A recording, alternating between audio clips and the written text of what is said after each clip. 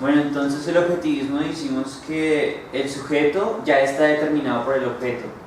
Entonces nosotros no podemos decir, digamos, que esto ya es mesas, esto ya es silla, se quedó como silla. Entonces el objeto determina el sujeto. Eso es lo que dice el objetivismo. Bueno, el subjetivismo... ¿Cómo? ¿El objetivismo qué dice? El objetivismo dice que el objeto determina el sujeto. Bueno, ahora el realismo. De forma de síntesis, que el realismo ve que el sujeto ve, como ve al objeto real. Entonces, digamos, al rojo lo vemos como rojo y no podemos decir que es otro color. El rojo es rojo. Entonces ya ahí se basa más o menos en la esencia de las cosas, en el realismo también.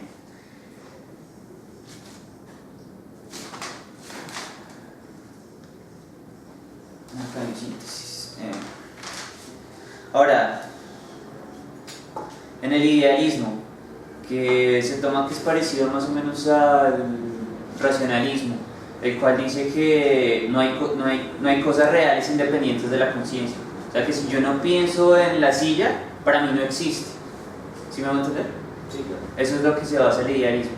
Ahora, el fenomenalismo coge y hace síntesis entre el realismo y el idealismo.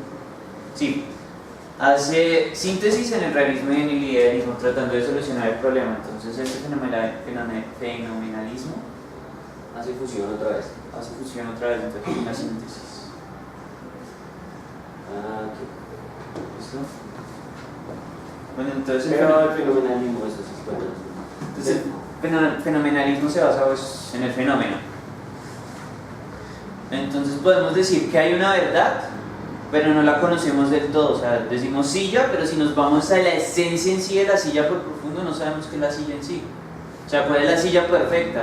No lo sabemos. Entonces de eso se basa el fenomenalismo.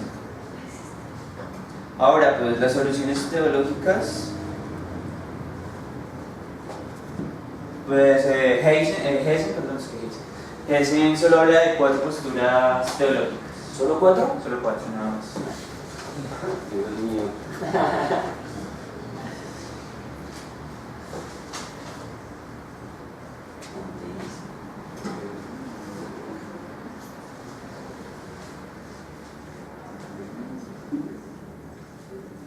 ¿Dualismo?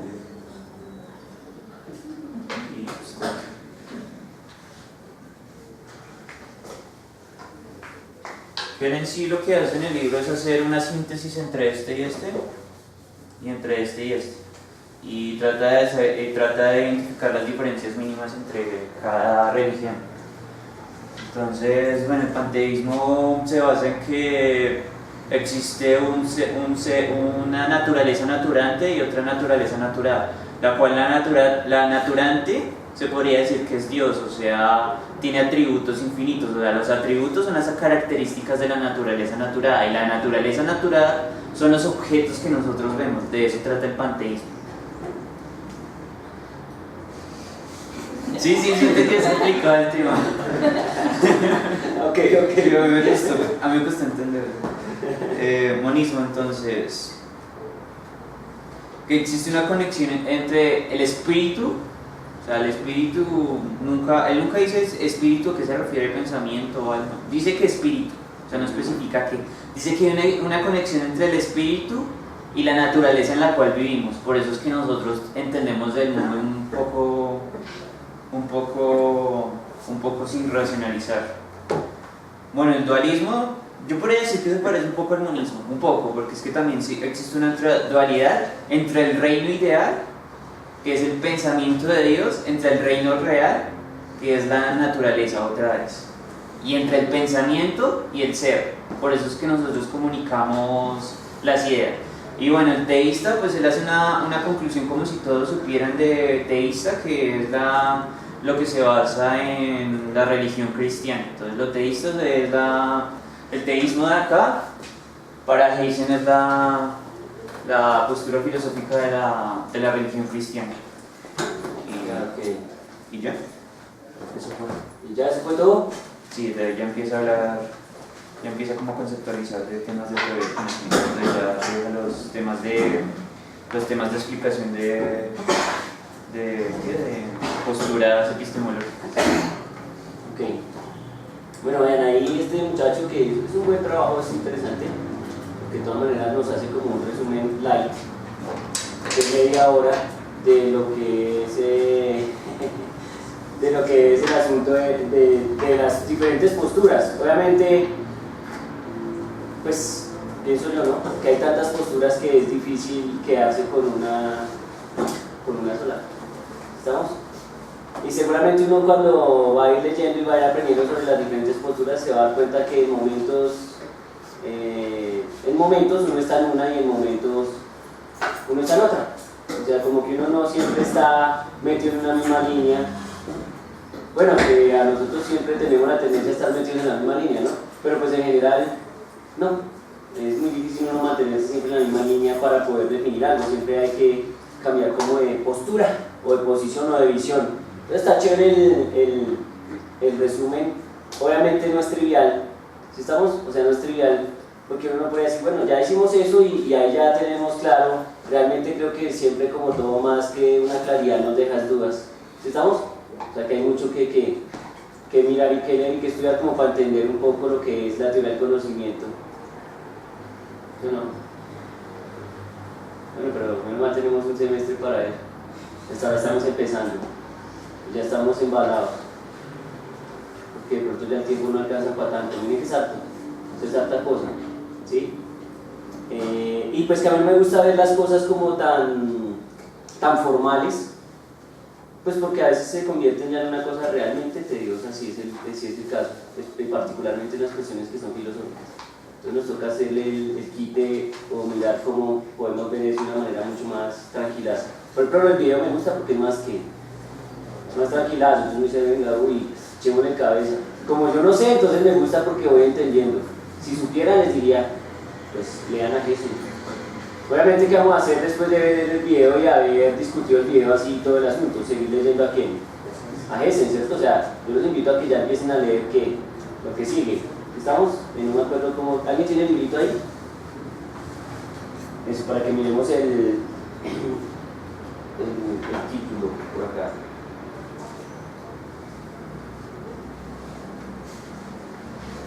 Bueno, ya leímos hasta la 14, uy, Dios mío.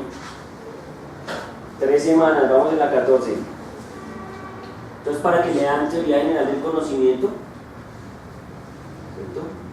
Miren el fenómeno del conocimiento y los problemas contenidos en él. Pero vamos con calma. Hay titulillos por acá. Sí, miren, leámonos ese capitulito. Solo ese capitulito. Teoría general del conocimiento. ¿Sí estamos? Para el siguiente round. No es mucho. No van a salir que profe, no lo pude leer. Mi hermano en 1 hora de dedicación a estas 3 hojas, o sea, lo lee y luego se bota unas ideas fundamentales y ya queda como un príncipe con normal epistemología, se evita conflictos mentales y todo el asunto. ¿Estamos?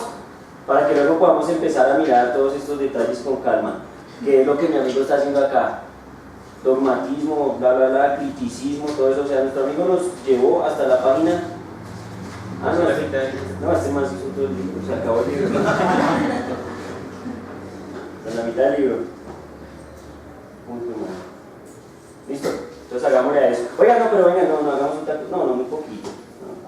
No, muy poquito.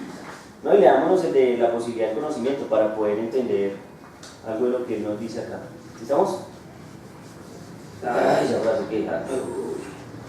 Como si estuviera durmiendo. Tranquilo, son solo como 4 páginas más. ¿Listo? O sea, hasta la página 40. Suerte. Bien. Bueno, muy bien, mi hermano. Muy bien. ¿Cuáles fueron tus fuentes? ¿Solo esta nota? ¿Solo el libro o miraste otra cosa? Pues lo único que miré fue más que todo el panteísmo, porque casi no dan mucha información del panteísmo ahí. O sea, me tocó buscar el libro de Spinoza, yo lo había leído antes ya. Uno le deja loco ese libro, la verdad. Más que todo donde venía la palabra epistemológica de epistemología, pues como a veces yo escucho que le dicen episteme y episteme y yo. Ok, y eso lo estuvimos ayer.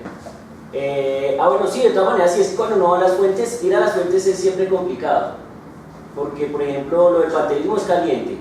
Eso es lo que vos dices con Spinoza. Pero, por ejemplo, si uno se va al pragmatismo, entonces eso es como. Yo leí el libro también de William James y quedé como. porque uno solo lee las primeras 4 páginas y ya está en un universo completamente denso, de muchas ideas, como nos ha pasado, ¿no? Porque miren que no hemos avanzado mucho, pero es demasiado denso, o sea, es denso lo que ellos dicen, no es trivial. Entonces eso pasa. Entonces imagínense nosotros viendo a las fuentes, digamos, principales y únicas de esas cosas, pues sería muy complicado. Incluso si están en física, incluso si están en matemáticas, nadie va a las fuentes únicas y primarias, o si se leyeron el cálculo de Newton, o si se leyeron el cálculo de Leibniz, fuentes únicas y originales del cálculo. No, pues no, porque joder, pues usted va allá y pues muy matemático, o usted va allá y dice, ay, principia matemática, y usted va y lo mira y queda pero completamente humillado. Por eso a veces es mejor no mirarlo. ¿Aló? ¿Sí? Eso no será que no seamos capaces, de que somos capaces, pero que si va a requerir un tiempo y un esfuerzo serio, sí. Entonces nadie va a las fuentes. Nos empiezan a vender versiones que mejoradas optimizadas de lo que es eso. Por ejemplo, uno va a las ecuaciones originales de Maxwell y no son las que están rayadas en la pared del otro salón. ¿Sí? Las ecuaciones originales de Maxwell no son esas, son otras. Lo que pasa es que después sale un fulano que se llama Heaviside, que por ahí les enseñan la función Heaviside y esa cosa, ¿cierto? Y entonces ese man sí nos vende las ecuaciones un poco como se parecen a cuáles, a las actuales, ¿sí estamos? Pero no es que uno va a la fuente y no va a la fuente y termina loco, y seguramente uno está seguro que no comprende muy bien a Newton, y luego uno va al libro de Newton y dice, ay Dios mío, como que no comprendo realmente qué está pasando, ¿sí me entienden? O va a Galileo, o vayan a la fuente que quieran, incluso en matemáticas, ¿cierto? Uno dice, yo entiendo de grupos. Bueno, entonces vaya y mire qué dijo Galois, vaya a mire a Galois, vaya a mire a Galois, como lo llamen ustedes, ¿cierto? Y van a decir, ay joder, no, lo que el profesor me dijo es lindo, aunque parezca muy complicado, ¿me entienden cómo es? Eso es lo que pasa. Entonces ir a las fuentes principales y primarias siempre es un problema, pero pues si uno puede ir a fuentes que ya están como resumidas, light, y que le permiten a uno, o sea, que ya han procesado casi toda la información y le permiten a uno sacarle como la gotica, el juguito al asunto, como para entender el asunto, ¿no? Porque nadie se va a ver aquí epistemólogo, o de pronto los termino volviendo locos, pero sí, o filósofo de la ciencia, uno no sabe, ¿sí estamos? Que eso también es una parte que existe en la ciencia, aunque parece que nadie nos dijera que existe, pero obviamente existe, ¿sí estamos? O sea, hay gente que se dedica a eso, a echarle filosofía a la ciencia y epistemología a la ciencia, y ahí salen cosas raras. Entonces, listo, muy bien, inspirado. Hice mi esfero. ¿Ya está? ¿Rosado?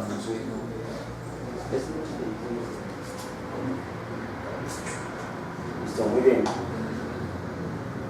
La Serna, esta es la Serna. Listo.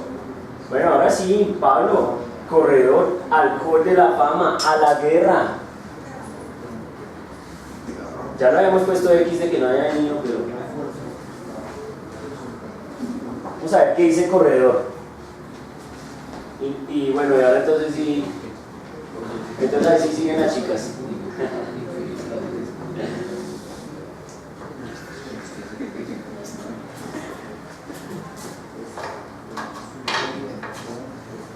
Un poco más histórico.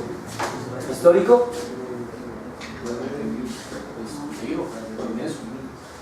Histórico, pero no tuvo problemas como dice Jesús, ¿no? Que de pronto ya con la historia no se puede decir que es filosofía, a menos de que no sepamos qué es filosofía, señor. Primero, ¿qué pasa?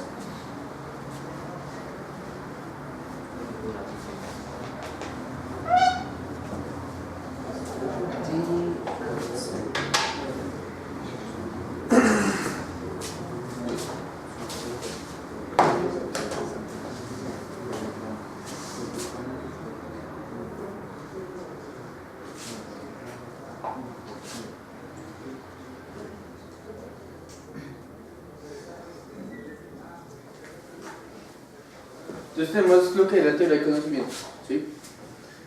De esto se desglosa en pues, la historia como tal de la filosofía, desde la Grecia antigua.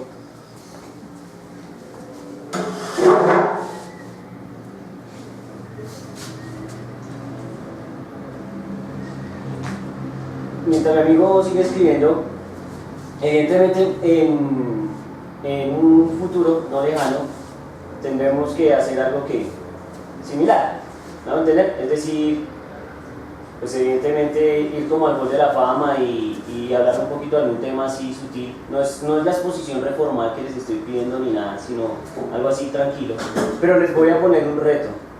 Los reto, mirándolos a los ojos así, los reto. Pasen sin hoja. Pasen sin hoja la próxima vez. Sin hoja. Sin hoja. Los reto. ¿Sí estamos? Pasen sin hoja. Y arman su cuadro y ya todo lo tienen que. Listo. Cocinado. ¿Sí estamos? Solo es un reto, ¿no? Tranquilos, es un reto. Ya quien camina a ver si hace un reto o no. Bueno, pero listo, a ver, uy, este más ya lo perdimos para siempre.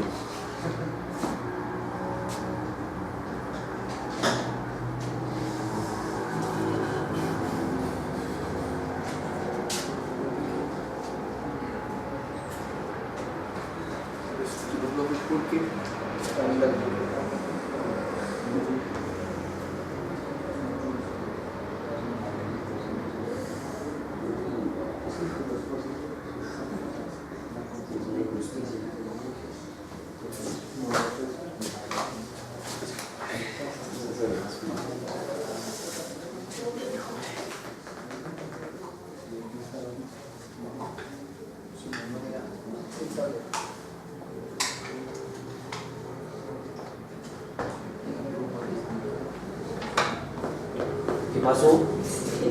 Ay, Dios mío. Es que no lo hice, fue largo y pues no cabía. Ah,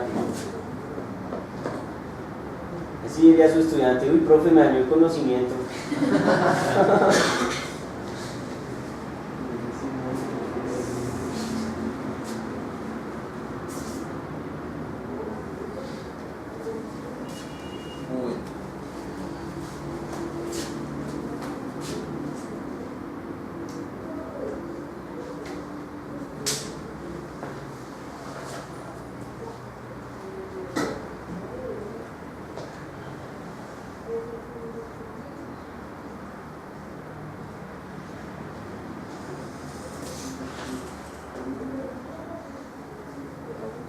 Uy, mi hermano va a ser atacado.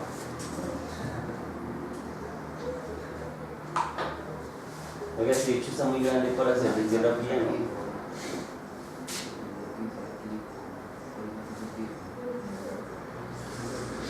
Los de tierra fría no son tan grandes. Están evolucionando.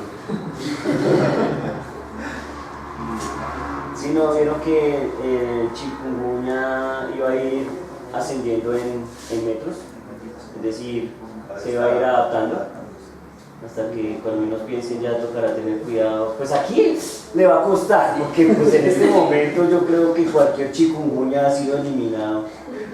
¿Sí estamos? Pero se están adaptando, es decir, han ido disminuyendo digamos, la temperatura de confort.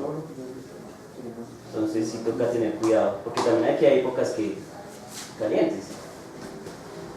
Y por eso digo, ese bicho está muy grande para este frío tan salvaje. Realmente esos bichitos son muchos. El tamaño es proporcional a la infección.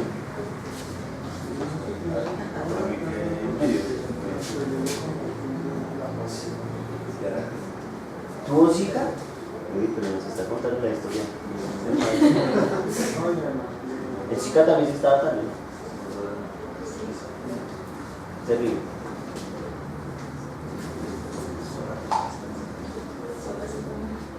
Listo, mi hermano. Cuéntenos, mi hermano, me puse nervioso. No me deja ver el cuadro ni nada.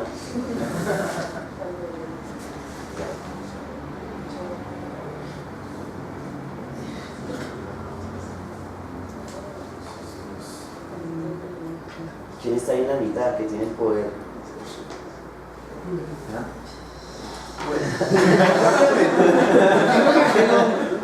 No logro. Ok. Bueno, cuenta. Bueno, entonces rápidamente. Teoría del conocimiento. Todo se basa desde la filosofía. ¿Sí? Esa filosofía tiene dos momentos. El inicial, que es la Grecia antigua, que viene con Sócrates, luego con el Platón, por último Aristóteles, y de ahí pues ven adelante. La moderna vuelve a retomar a los griegos. Eso sería como, bueno, sería cuadrar en la moderna hubieron muchos filósofos que se dieron a la tarea pues de volver a retomarlo a los griegos. Estuvo Kant, pues retomando a Platón, pero Platón pues tomó a su maestro, que fue Sócrates. Entonces pues por eso los pongo ahí. Descartes y Leibniz tomaron más que todo la rama de la filosofía que tenía Aristóteles. ¿Listo? Pero, escribe bien Leibniz, te falta una T, entre la I, la Z y una T.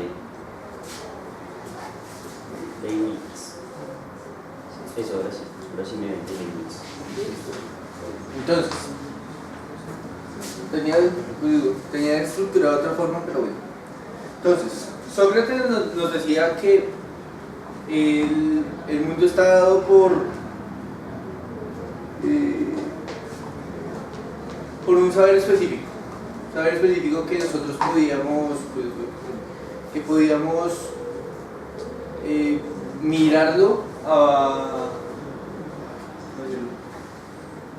abstrayéndose de sí mismo, y ese conocimiento tenía una forma, y esa